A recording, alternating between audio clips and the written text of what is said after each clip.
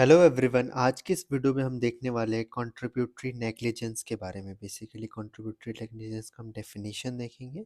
Then हम देखेंगे कि कैसे इसको प्रोसीड करते हैं, बेसिकली मेडिको लीगल इंपॉर्टेंस क्या है। और लास्ट में हम देखेंगे डॉक्ट्रिन ऑफ कंपैरेटिव नेग्लिजेंस, जिसके बेसिस पे हम डिसाइड करते हैं कि किसका कितना कंट्रीब्यूशन होता है। ठीक है, धीरे धीरे आप चीज़ों को समझ आएगा आपको। सबसे first of all definition part.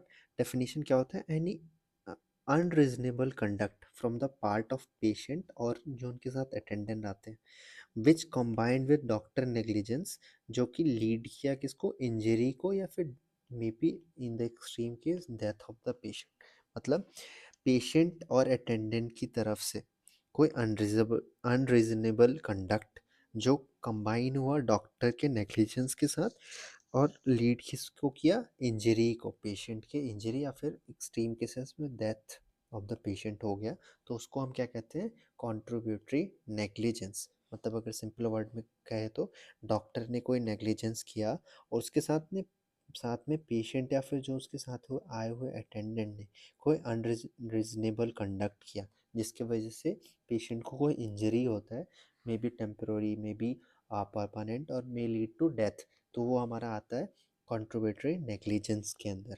और एक बात ध्यान रखनी है आपको यहाँ पे, क्या कि जो जो अनरीजनेबल कंडक्ट है वो हमारा डायरेक्टली कॉज करना चाहिए जो भी इंजरी हुआ है। मतलब ऐसा कह सकते हो कि अगर वो अनरीजनेबल कंडक्ट नहीं हुआ रहता तो वो इंजरी नहीं हुआ रहता। ठीक है, मतलब डायरेक्टली इम्पैक्ट करना चाहिए वो जो भी कंडक्ट पेशेंट या फिर अटेंडेंट के द्वारा किया गया है। ठीक है, तो ये था हमारा डेफिनेशन पार्ट। इसके बाद हम देखें कि कैसे पेशेंट इसमें कंट्रीब्यूट कर सकते हैं। मतलब पेशेंट एग्जांपल्स कि किस किस केस में उसको अनरीजनेबल कंडक्ट कहते हैं। लाइक अगर पेशेंट फॉलो करना भूल गया इंस्ट्रक्शन रिगार्डिंग मेडिसिन जो डॉक्टर ने उसको दिया था, ये हो सकता है। या फिर ऐसा हो सकता है कि प्रॉपर मेडिकल हिस्ट्री उन्होंने नहीं दिया, लाइक ड्रग एलर्जी हिस्ट्री नहीं दिया, जिसकी वजह से कुछ उनको एलर्जिक क्या कहते हैं, रिएक्शन हो गया, और उसकी वजह से उनको कुछ सीरियस या तो टेम्प्रोरी या फिर परमानेंट इंजरी हो गया। सेकंड ये था। या फिर फॉलो अप करना भूल गया, फिर नहीं किया। डॉक्टर ने सजेस्ट किया था कि आपको 7 डेज़ के बाद या 10 डेज़ के बाद आपको आना है, तो अगर उन्होंने नहीं किया जिसकी वजह से इंजरी कोई भी आ रहा है, तो वो हमारा पेशेंट की तरफ से कंट्रीब्यूशन कह सकते हैं आप। ठीक है, अगर निमोनिक में हम इसको देखें तो आप ऐसे सोच सकते हो कि मेडिसिन नहीं लिया बेसिकली जैसा डॉक्टर ने एडवाइस किया था, या फिर उन्होंने हिस्ट्री नहीं दिया, या फिर फॉलो अप नहीं किया। M H F.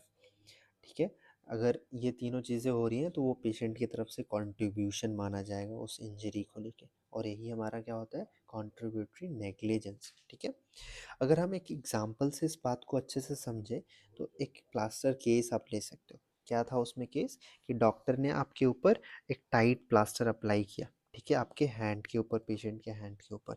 ये हमारा डॉक्टर के साइड से नेग्लिजेंस हुआ। बेसिकली उन्होंने चेक करना था, पूछना था उसी समय जब आप प्लास्टर लगा रहे हो कि ये टाइट है या नहीं है। उन्होंने नहीं पूछा, चलो वो डॉक्टर के साइड से नेग्लिजेंस हो गया। लेकिन पेशेंट को नमनेस तो फील होगा उस टाइट प्लास्टर के कारण, तो अगर वो नमनेस आ रहा है फिंगर में, देन उसको वहीं पे डॉक्टर को बताना था।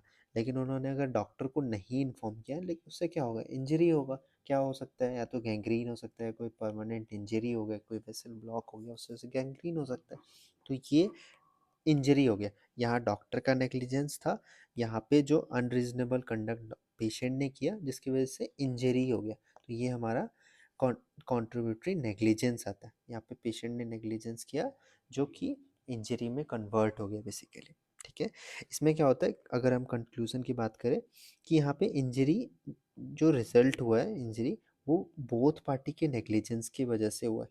अगर पेशेंट ने नमनेस के टाइम पे बता दिया होता डॉक्टर के टाइम को कि ये जो भी प्लास्टर है वो हमारा नमनेस कर रहा है फिंगर में, तो वो जो इंजरी प्रिवेंट किया जा सकता था। ठीक है, ये हमारा एक एग्जाम्पल था प्लास्टर के केस में। अगर हम दूसरे एग्जाम्पल के बारे में बात करें, तो अगर मान लो किसी पेशेंट को उसके लिम्ब में कोई इन्फेक्शन है बेसिकली, तो ऑब्वियसली उसको इन्फेक्शन है तो डॉक्टर को एंटीबायोटिक देना चाहिए था उस केस में। अगर डॉक्टर ने एंटीबायोटिक नहीं दिया तो वापस क्या कह सकते हैं कि वो डॉक्टर के साइड से नेग्लिजेंस था।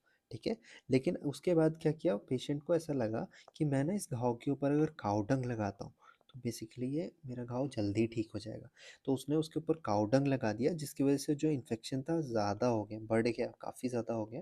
लास्ट में ऐसा हुआ कि वो परमानेंटली डैमेज हो गया वो पैर उसका, लिम्ब, एंड उसकी वजह से गैंग्रीन की वजह से मे बी ये हो सकता है, तो उसकी वजह से एम्पुटेशन करना पड़ा।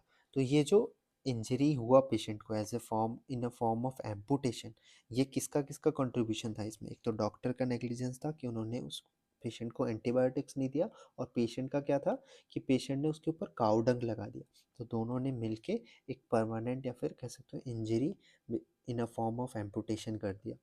लाइक, तो ये हमारा कॉन्ट्रीब्यूटरी नेग्लिजेंस का सेकंड एग्जांपल, ऐसे आप समझ सकते हो। आई होप इन दो एग्जांपल से आपको समझ आया होगा कि कॉन्ट्रीब्यूटरी नेग्लिजेंस किसको कहते हैं। अगर हम इसका मेडिको लीगल इंपॉर्टेंस देखें तो सिविल केस में और क्रिमिनल केस में, क्रिमिनल केस में इसका कोई इंपॉर्टेंस नहीं होता।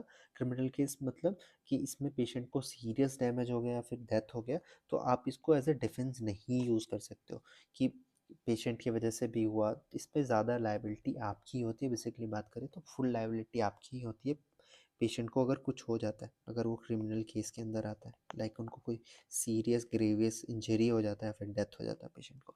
लेकिन इन सिविल केस इसको आप एज ए गुड डिफेंस के रूप में यूज़ कर सकते हो कि यस, मेरी तरफ से नेग्लिजेंस हुआ था, लेकिन इसमें कंट्रीब्यूशन हमारा पेशेंट का भी था। तो इसको आप गुड डिफेंस की तरह यूज़ कर सकते हो। लेकिन आपको एक बात याद रखना है कि यहाँ पे बर्डन ऑफ प्रूफ डॉक्टर के ऊपर ही रहने वाला है। आपको ही प्रूफ करना पड़ेगा कि पेशेंट को मैंने फॉलो अप करने के लिए बोला था, उन्होंने नहीं किया, फिर उन्होंने मेडिकल हिस्ट्री नहीं दिया था मुझे, या फिर उन्होंने मेडिसिन के रिलेटेड जैसे मैंने उनको इंस्ट्रक्शन दिया था उसको फॉलो नहीं किया था। तो ये आप बर्डन ऑफ प्रूफ आप डॉक्टर के ऊपर रहने वाला है बेसिकली। ठीक है। अगर ये प्रूफ हो जाता है कि पेशेंट के साइड से भी नेग्लिजेंस था, तो डॉक्टर का जो लायबिलिटी होता है वो रिड्यूस हो जाता है सिग्निफिकेंटली। लेकिन अब ये कैसे डिसाइड करेंगे कि कितना रिड्यूस होगा लायबिलिटी? तो ये डिपेंड करता है डॉक्ट्रिन ऑफ कॉम्परेटिव नेग्लिजेंस के ऊपर, जो हम आगे डिस्कस करने वाले हैं। ये हमें रूल्स देंगे, जिससे रूल्स के हिसाब से हम डिसाइड करेंगे कि किसका कितना कॉन्ट्रीब्यूशन है उस कॉन्ट्रीब्यूटिव नेग्लिजेंस के अंदर। इसको क्या कहते हैं? Doctrine of comparative negligence. हम कंपेयर करने वाले हैं बेसिकली बोथ पार्टीज को। ठीक है। इसको हम एज ए लिमिटेशन में कह सकते हो। कंपैरेटिव जो नेग्लिजेंस है of doctrine of comparative negligence को आप लिमिटेशन भी बोल सकते हो कंट्रीब्यूटरी नेग्लिजेंस का, या फिर इसको simply doctrine of comparative negligence कहते हैं। इसमें दो रूल होता है basically, rule number 1 and rule number 2। Rule number 1 ये कहता है कि लास्ट क्लियर चांस डॉक्ट्रिन, मतलब कि लास्ट चांस किसके पास था ताकि वो डैमेज को अवॉइड किया जा सके, उसके ऊपर वो पर्सन ज़्यादा लायबल होता है बेसिकली। लाइक हमने जैसे अभी प्लास्टर केस में देखा कि उसमें पेशेंट के पास लास्ट चांस था कि वो बता सकता था कि मुझे नमनेस हो रहा है फिंगर में। तो अगर वो उस टाइम बता दिया होता, तो वो जो इंजरी हुआ उसका ऐसे एम्पुटेशन या फिर गैंग्रीन हुआ उसके पैर का या फिर हाथ का जो भी था, तो वो अवॉइड किया जा सकता था। तो इस केस में जो पेशेंट था वो ज़्यादा लायबल है उसको लेके, क्योंकि उसके पास लास्ट क्लियर चांस था उस इंजरी को प्रिवेंट करने का। अगर हम दूसरा एग्जांपल बात करें, मान लो पेशेंट को एंटीबायोटिक्स डॉक्टर को प्रिस्क्राइब करना था, डॉक्टर ने नहीं प्रिस्क्राइब किया, उसकी वजह से कोई इंजरी हुआ। ठीक है। इसमें उन्होंने उस केस में पेशेंट ने कोई काउडंग नहीं लगाया, जस्ट इंजरी हो गया एंटीबायोटिक नहीं देने की वजह से।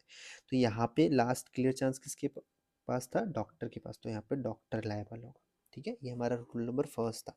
रूल नंबर सेकंड की बात करें कि अवॉइडेबल कॉन्सिक्वेंसेस रूल, इसमें क्या होता है कि पेशेंट एक्शन हैव एग्रीवेटेड या वर्सन द डैमेज, तो इसमें पेशेंट लायबल होता है। मतलब वही जैसा हमने यहाँ पे भी देखा था एग्जांपल में प्लास्टर केस में, वापस से सेम एग्जांपल कि पेशेंट के पास चांस था ताकि वो जो कॉन्सिक्वेंस हुआ है, मतलब एज ए गैंग्रीन उसके पैर का या फिर लिम्ब का हुआ है, वो अवॉइड किया जा सकता था। ठीक है। तो यहाँ पे पेशेंट लायबल होता है। मतलब ऐसा अवॉइडेबल कॉन्सिक्वेंस रूल में क्या आता है, इन सिंपल वर्ड्स, कि जो कॉन्सिक्वेंस फाइनली हुआ है उसमें उसको अगर अवॉइड करने के लिए कोई चीज़ पेशेंट कंट्रीब्यूट कर सकता था और उसने नहीं किया, तो पेशेंट वहाँ पे लायबल होता है बेसिकली। ठीक है। जो अवॉइडेबल था उसको अनअवॉइडेबल बना दिया पेशेंट के नहीं बताने की वजह से। ठीक है। ठीक है। अगर समरी हम देखें इन दोनों चीज़ों का, तो लायबिलिटी ऑफन शेयर होता है based on percentage of fault. और परसेंटेज ऑफ फॉल्ट कैसे हम डिसाइड करते हैं? दो डॉक्ट्रीन से बेसिकली जो अंदर आता है हमारा डॉक्ट्रीन ऑफ कंपैरेटिव नेग्लिजेंस के। दो इसके अंदर क्या आता है? Last clear chance doctrine and avoidable consequence rule. Doctrine का सिंपल मतलब क्या होता है कि आप ऐसा इसको समझ सकते हो रूल, ठीक है, रूल या लॉ, ऐसा आप सिंपल वर्ड्स में समझ सकते हो कि लास्ट क्लियर चांस किसके पास था और अवॉइडेबल कॉन्सिक्वेंस इसके पास चांस था इसको अवॉइड करने का बेसिकली। तो ये था हमारा कंट्रीब्यूटरी नेग्लिजेंस। तो इसमें हमने क्या देखा? सबसे पहले डेफिनेशन देखा था, फिर पेशेंट कैसे कंट्रीब्यूट कर सकता है, फिर एग्जांपल्स देखे हमने दो, मेडिको लीगल इंपॉर्टेंस देखा, और लास्ट में डॉक्ट्रिन ऑफ कंपैरेटिव नेग्लिजेंस देखा। तो that's all for this video. See you guys in next video with a new topic.